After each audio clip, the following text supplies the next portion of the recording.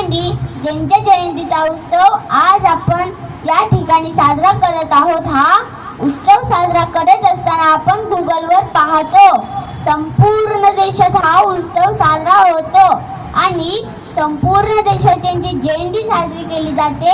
मग मला प्रश्न पडतो की 150 पेक्षा जास्त देशात त्यांची जयंती साजरी केली जाते.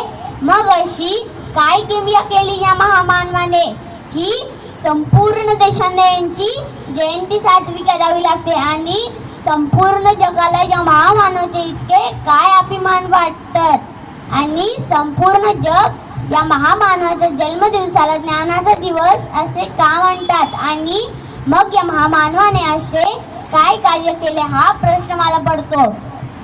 आणि मग या महामानवाला वंदन करताना त्यांचं नाव घेताना त्यांचं कार्य बोलावं लागतं आणि त्यांचं कार्य बोलताना मला म्हणावं लागतं की मृतपाय झालेल्या कोट्यवधी भारतीयात भरला ज्यांनी नवा प्राण. मृतपाय झालेल्या कोट्यवधी भारतीयात भरला ज्यांनी नवा प्राण. मनुवादा विरोधात जे लढले होऊन बेभान. काळ्या मंदिराला घाम सोडून 14 तळ्याला आग लावून पेटवले ज्यांनी मनुस्मृतीचे प्रत्येक पान. कोलंबिया विद्यापीठातील जगातील सर्वोत्तम विद्यार्थी म्हणून केले त्याचे बहुमान. ते आहे त्या भारताचे संविधानाचे शिल्पकार.